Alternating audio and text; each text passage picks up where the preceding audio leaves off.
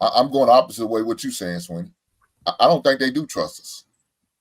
I don't. I think that's what it is. They don't trust black men because they have issues with trusting black men because maybe some stuff that happened in the past, some stuff that they've seen their mothers go through, their grandmothers go through. I think that's what it is. So yeah, I think it is a lack of trust in black men. Let me keep it honest. I don't think they have a lot of trust in any man. Some of them, but as far as us as black men, yeah, I think it is. I don't think they trust like that. That's why they will not put all their whole heart and all 100% into us like that. It's going to take an act of God for you to convince them to buy all in. And not every woman's built like that. They're not built to do that. Their mindset won't let them because of what they learned and was taught. So now you got to deprogram whatever woman you get just to buy into your program. Yeah, I know Jay's about to ready to speak. I don't think a lot of people really understand what real trust looks like because it wasn't shown in their life fully. And I think as I was editing the video, I think Sweeney uh, spoke about it. Like, do people really want you to be 100% transparent and vulnerable? Like that's associated with truth, and I don't think a lot of people get that raw truth.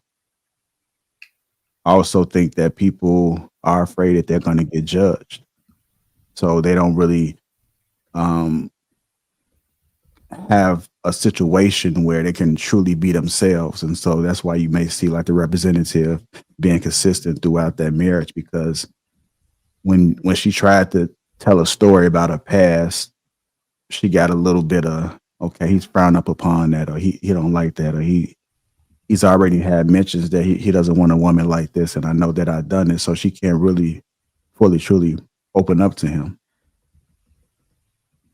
And then I don't think men trust women as much either. I think it happens on both sides. So I think that guys are a little bit more reserved, and because they may have been burnt by a woman in some form of capacity, where there might have been he might have opened up to her and then she used it against him.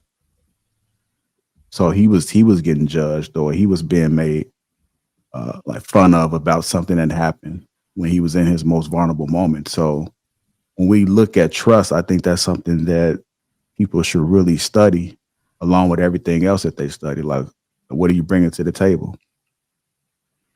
Uh, all right, here's a way to think about it, Hank. Have you ever been a part of like those? Have you ever been a part of like all those Facebook groups? Like sometimes it may be like braider groups or food groups or parenting groups and stuff like that. You have you ever seen the level of non-consensus in those groups where somebody will come in and say, "Hey, this is how you're supposed to do something. This is how you should do something," and how many people would combat or fight the person that came up with that idea in that group? Yeah. That's how and what I've noticed in those groups is that people tend to say, "Well, I do it this way." So unless it's somebody of notoriety within that group, like, you can expand this out, but unless it's somebody like that, everybody in a group can say that's the person. Most of the time, people come in and say, "Well, I'm going to do it my way, and I think my way is better than your way."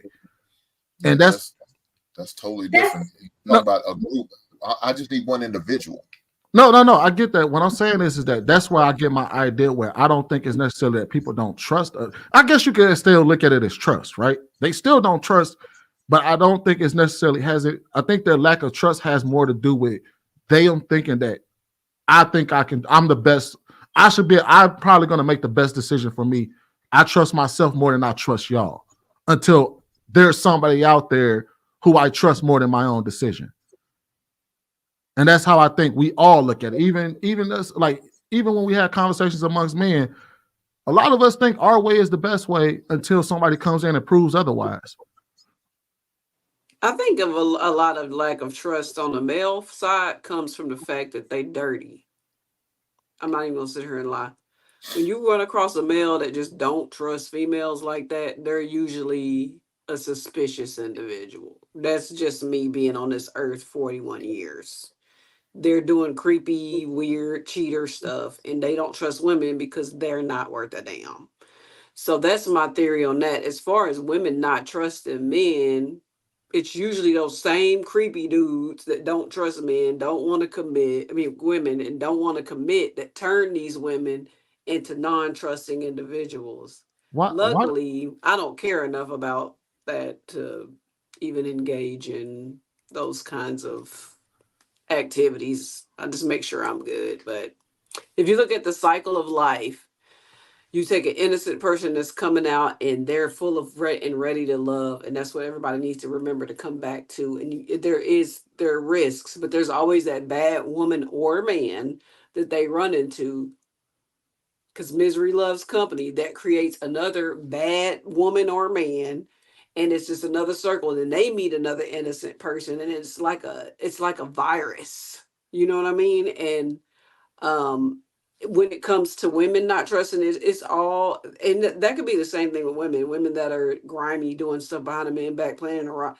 They don't have trust because they're not a trustworthy individual themselves. So my I question? feel like Okay, if quick. we really looked at this in more of a societal thing, like sociology, the cycle that it's creating, it would be easier to figure out than to just, well, women in this and men is this. No, it's everybody. It's everybody. It's like a disease. Once somebody get hurt, there's the lack of trust. Period. It's that easy. And then they turn into this skittish person. So it is what it is. That's what I think. So my question is, why did you lead with the fact that men would have to be, in order for them to be untrustworthy, for a man to be untrustworthy, it has to be because he's a dirty individual. And then when you spoke about women, it's because something was done to them. Just how you Probably led with because that. I'm a woman. I'm not going to defend what I said. I went around and realized what I said later and corrected it. Did I not? I mean, I get that, Did but I you know, not? no, you did. But that's the reason Okay. I'm just asking, why did you lead with that first? Because I'm sure the reason why you corrected it because you heard yourself say that and was like, wait a minute, I that was don't sound. wrong. That's why I was wrong for leading with not both sexes. I should have said men and women, but I didn't. I was wrong for that, so I Yeah, corrected it. Sweeney, you missed a memo earlier. Cooker said she's not feeling well, so she's gonna be feisty today. Oh So hell. I'm just letting you know, fair warning. Right on. What I'm saying is, I said something outright. It was not fully what I believe, so I came back around and I corrected it. So why would you ask me about something I corrected? Well, because I just the reason why I asked a specific question. I said, why did you lead with that at first? I got the I wanted correction. to lead with women and men are dirty, but I get anxiety and it came out wrong. And then it didn't. I tried to bring up the woman and it came out like she was a victim. No, not all women are victims. But in a society, when I painted the cycle, I said men and women and I corrected it. So I apologize for not saying it like you wanted me to say it, but I hope that the message was received. Well,